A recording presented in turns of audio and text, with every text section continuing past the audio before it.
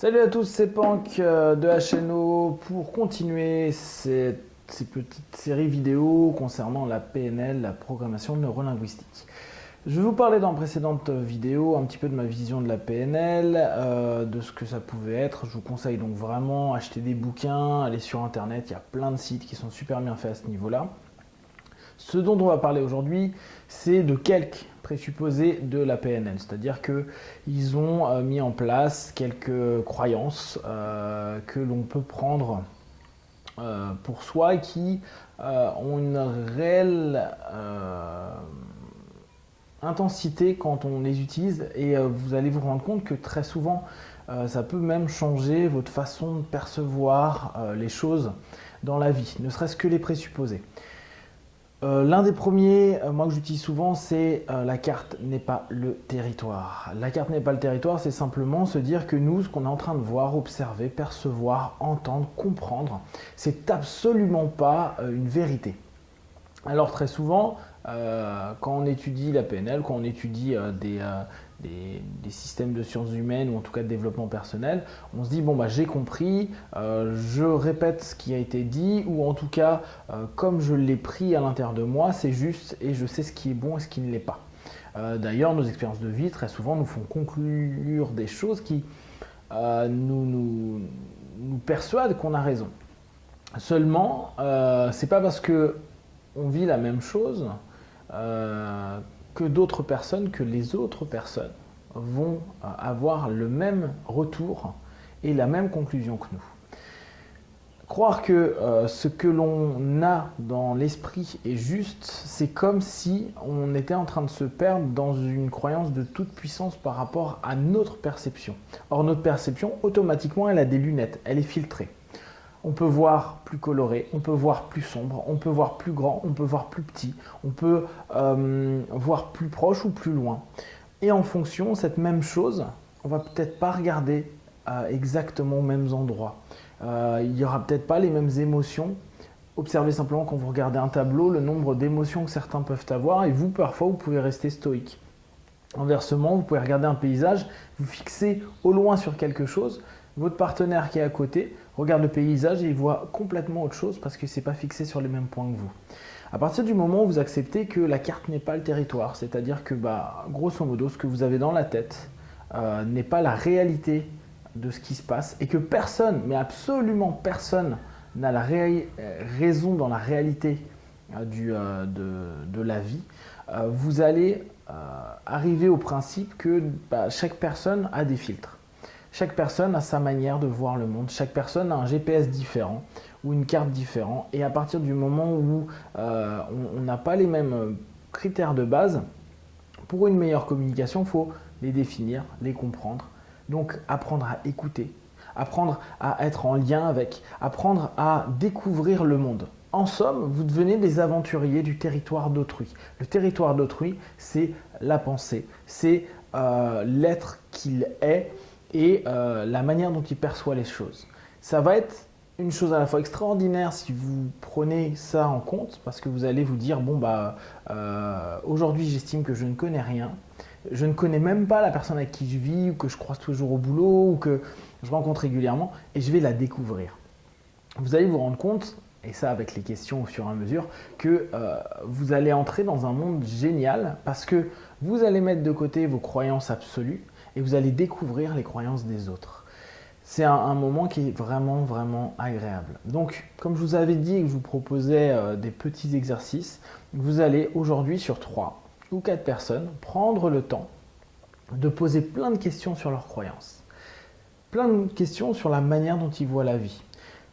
Regardez un film avec quelqu'un, lisez un bouquin, échangez sur une opinion X ou Y et écoutez son raisonnement, sa manière de faire, sa manière de percevoir les choses, sans influencer avec vous votre croyance. Vous pouvez échanger, mais le plus intéressant, sur ces 3 personnes-là, posez des questions. Observez à quel point, sur un même sujet, parfois sur une même croyance, vous allez avoir des perceptions qui sont totalement et complètement différentes.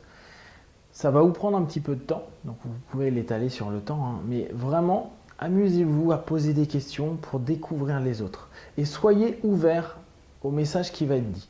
Qu'importe que derrière vous soyez d'accord ou pas. Il y a plein d'opinions dont on peut ne pas être d'accord. Ça n'empêche pas que lui ou elle, par rapport à sa perception de la vie, c'est une conclusion qu'il a pour l'instant. Peut-être qu'il gardera toute sa vie, mais peut-être ça va être éphémère. Nous, derrière, on n'est rien par rapport à ça pour dire qu'il a raison ou tort. On a juste un cheminement intellectuel, psychique, physique, émotionnel différent qui va nous donner des sensations et des perceptions qui sont différentes et donc très souvent ou parfois une conclusion qui est différente. Donc la carte n'est pas le territoire. Un autre présupposé, moi, que j'aime beaucoup et qui va vous aider, je pense, au quotidien, si vous ne le connaissez pas, c'est il n'y a pas d'échec, il n'y a que des feedbacks. Des feedbacks, les anglo-saxons, et vous m'entendrez parfois le dire, c'est des retours d'expérience. L'idée est bonne, très très bonne même, dans le sens où, prenons l'exemple précédent, vous allez poser des questions à du monde et puis vous vous apercevez que vous n'écoutez pas et que vous imposez votre carte du monde. Non, t'as tort, d'ailleurs ça a été prouvé, j'ai lu un article dans le journal, sur internet, qui dit que blablabla. Vous prenez pas la tête si vous avez l'impression que à ce moment-là, vous n'avez pas réussi à être dans l'écoute, dans la compréhension de sa carte du monde et que vous avez voulu imposer votre carte du monde. Pas d'importance. Vous allez simplement prendre acte de l'expérience que vous venez de vivre et vous interroger, vous dire ok, quel retour j'ai et qu'est-ce que je peux faire pour m'améliorer. C'est ça qui est intéressant, c'est-à-dire qu'à partir du moment où vous allez vous rendre compte que quand vous allez mettre en place une dynamique, vous n'êtes pas dans un cheminement qui est ah j'ai loupé, je vaux rien, je suis vraiment nul. Donc imaginez intérieurement ce que vous êtes en train de vous balancer, mais plutôt ok, j'ai pas réussi ça, j'ai pas gagné mon championnat, j'ai pas gagné mes clients en plus, j'ai pas réussi mon code ou mon permis. Ça va vous donner des voies sur ce qu'il ne faut pas faire et surtout ça va vous faire cogiter pour découvrir les autres chemins à prendre.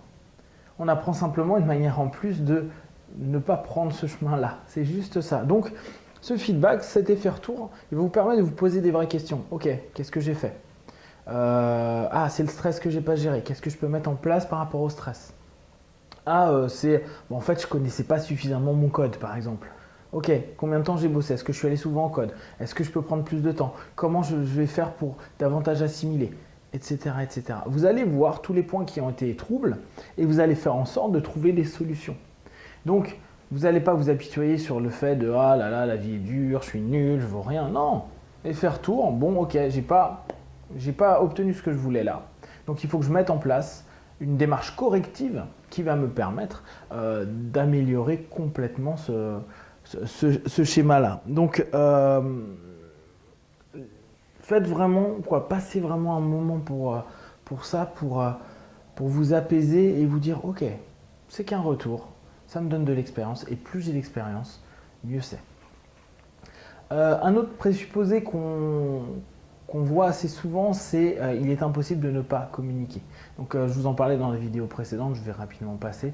C'est vraiment cette idée de automatiquement, quand on est en contact avec d'autres personnes, même si on se tait, même si on n'est pas dans une dynamique active d'échange, vous communiquez avec votre corps, vos yeux, votre regard. Là, vous pouvez vraiment mettre en pratique très, très simplement. Prenez un copain, un membre de famille ou autre. Posez-vous et taisez-vous et juste simplement observez-vous ou créez un rapport mais sans mots.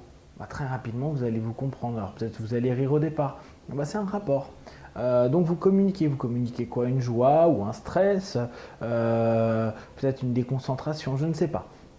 En tout cas, il est impossible selon c'était surtout Palo Alto qui parlait de ça, je crois que c'est Václavic qui l'a mis en place, mais ça vous pourrez vérifier, de ne pas communiquer, c'est impossible selon eux. Donc observez, regardez, découvrez, vous allez vous rendre compte qu'il y a quand même des choses très intéressantes à ce niveau-là. Pensez que quand vous mettez en place une démarche, donc ça c'est un autre présupposé, tout ce que vous mettez en place et toute action, même si elle peut sembler négative, est ce que vous avez toujours une intention, une dynamique positive. C'est-à-dire que même si vous allez vers quelque chose qui semble négatif pour les autres, donc dans leur carte du monde, qui peut être la carte du monde social, hein, donc on fait quelque chose qui peut être répréhensible, il faut savoir que la dynamique d'action qui nous a mise en place a toujours été pour faire au mieux pour nous, avec une intention la plus positive possible, mais pour nous. Pas forcément pour le système, la systémique qui est autour de nous. Mais pour nous, l'intention a été le moins pire possible, donc le plus positif possible. Même un acte qui peut paraître barbare ou qui peut paraître complètement hors norme a une intention initiale qui est positive. C'est important parce qu'on arrête d'être dans une forme de jugement à dire quelle intention négative il avait derrière ou quel mal il avait en lui. Non, non, il a fait au mieux avec les moyens du bord et la seule résultante positive qu'il a pu avoir par rapport à ça était un acte qui lui ne l'était pas à ce moment-là, mais qui peut créer du problème et qui va calmer l'émotion, la pression, toutes les notions qu'il peut y avoir dans le subconscient à ce moment-là liées à une pulsion. D'accord ? Un point intéressant aussi en PNL, il est dit dans un des présupposés que tout ce que fait une personne, une autre personne peut le faire. Donc c'est un principe qu'on verra beaucoup, sur lequel Bandler et Grinder sont beaucoup basés, qui est la modélisation. C'est ce que je vous expliquais avec, si je prends en compte techniquement ce qui est fait naturellement et donc que j'y mets des étapes, que je crée un process, si un coureur de fond m'explique comment il s'entraîne, ce qu'il prend comme alimentation, combien d'heures par jour il fait, comment il dort, comment il récupère, etc., et que je fais la même chose, je vais pouvoir m'approcher des capacités et des compétences qu'il a. Il est même dit, ça c'était Tony Robbins dans son bouquin, alors le bouquin de Tony Robbins que vous pouvez trouver facilement qui est Pouvoir illimité, lui parlait en termes de modélisation que, bon alors après c'est l'histoire qui dit ça, hein, moi je ne l'ai pas vu, qu'il avait bluffé à l'armée, il avait réussi à avoir un contrat parce qu'il avait demandé à la personne qui était la plus compétente dans le tir de lui montrer comment tirer. Et il avait fait des super résultats alors qu'il n'avait jamais tenu un flingue de sa vie. Une histoire un peu dans le genre. Mais c'était pour montrer qu'en gros, si on modélise les meilleurs, automatiquement, on va s'approcher de quelque chose qui mène vers une forme de plus. Donc, pensez-y. Donc, on va aujourd'hui juste s'arrêter sur ces présupposés-là pour pas que les vidéos durent trop longtemps et que ça soit indigeste. Je vous conseille vraiment de commencer à mettre en pratique. Donc, que la carte du monde qu'on a nous, c'est pas quoi, le territoire qu'on a, c'est pas la carte du monde, c'est pas la réalité. Donc, faites vraiment un moment pour observer, poser des questions, qu'il n'y a que des feedbacks, et donc à partir du moment où il n'y a que des feedbacks, vous arrêtez de vous prendre la tête sur la notion de ouais j'ai loupé, non, si quelque chose n'a pas réussi, ça n'a pas réussi, qu'est-ce que vous pouvez faire pour que ça réussisse?